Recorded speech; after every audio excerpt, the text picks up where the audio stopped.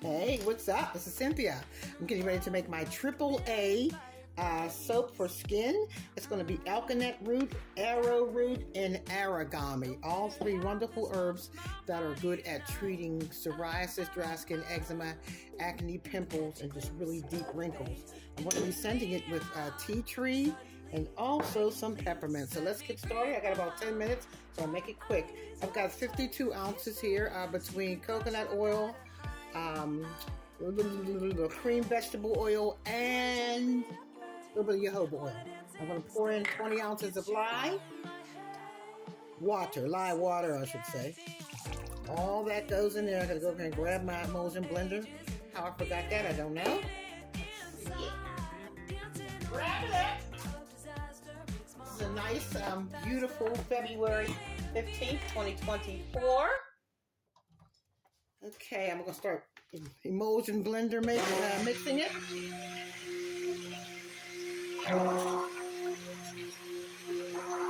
We'll see how fast this saponifies and traces. If it doesn't trace online, I'll do part 2. This is the olive oil. This is the coconut oil, the cream vegetable oil, and the jojoba oil with the 20 ounces of lye water. In here I have the Arigomy and the Arrow Root. Over here I have the Alkanet Root.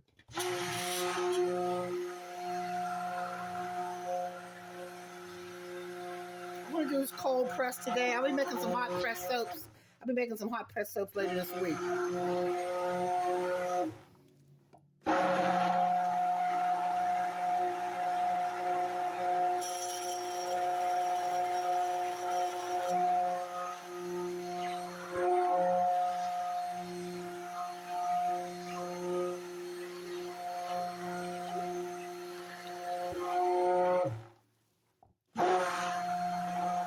It's thickening up.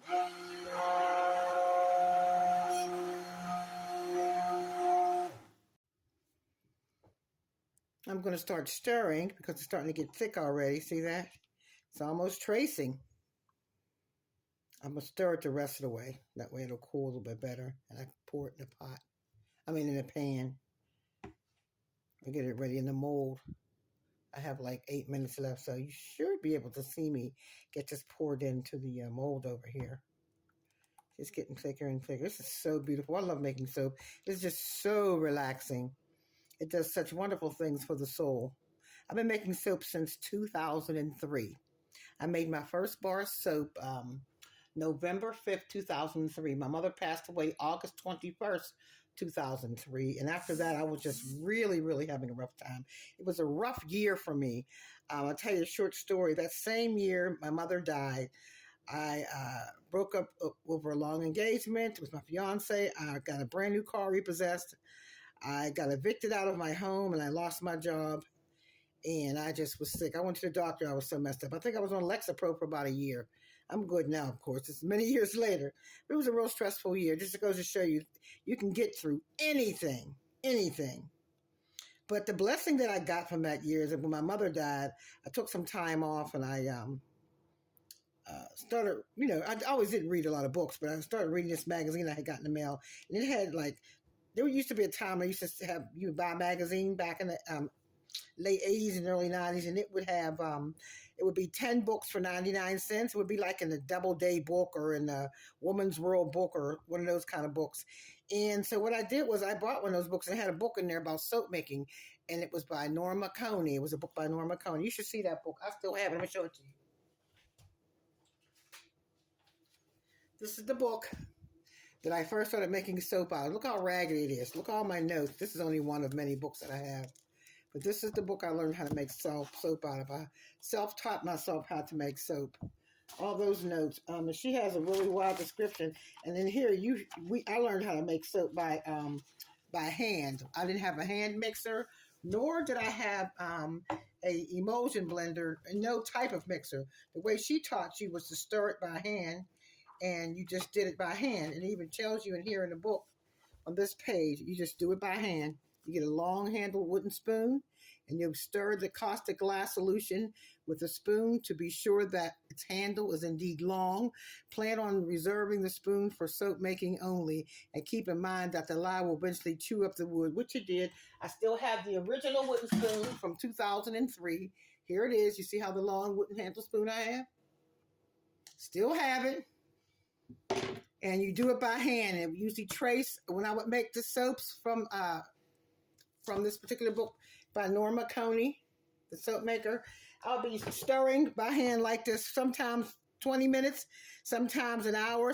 I've gone up to an hour. So I would put on a good movie and I would just be stirring away. And that's how I made soaps probably for the first, I don't think I got my first KitchenAid mixer until like 2008 or 9. So from 2003 until then, I was totally mixing them by hand. I was doing those shows and stuff then too.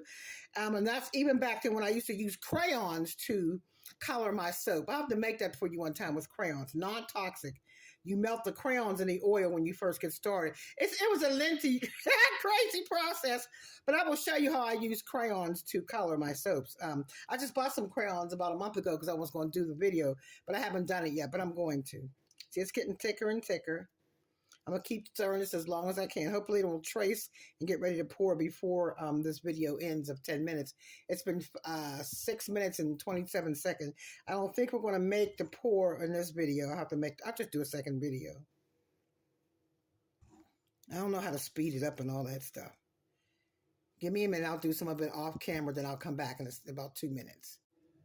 Okay, I'm back. It's thick enough for me to pour some of the soap base into the Arigomy and the Arrow Root that's in here. That's what's in here. Arigomy and Arrow Root.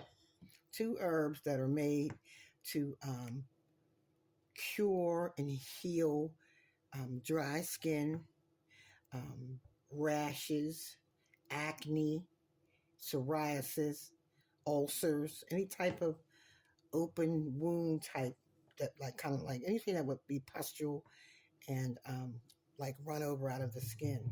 I'm going to put a little bit of this. I'll pour a little bit of this in here because I have to mix it separately so it doesn't separate. Okay. Now I'll put some of the base in here.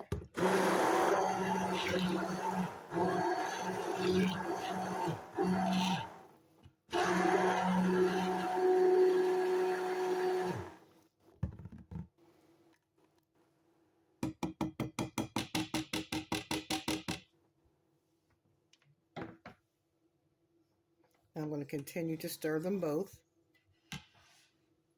Now I'm going to color this particular base right here with the Alkanet. I usually do this in a separate bowl from this, but because of time, I'm just going to go ahead and pop the Alkanet root in there. It's going to color it. And,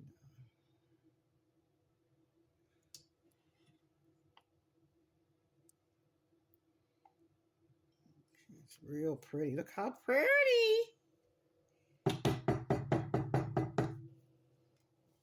Let's get this together.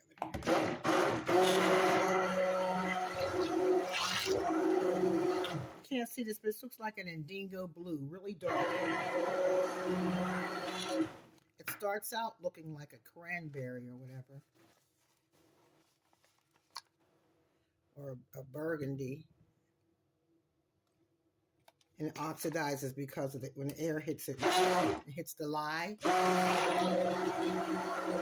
Probably not going to have time for you to see me do the pour, but I'll do a part 2. I have 45 seconds left, and we're not going to have time. It's not going to thicken up in time. I need a couple more minutes.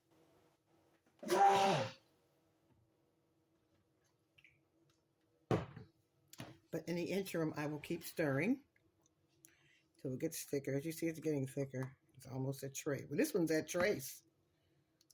Yeah, this one's at trace.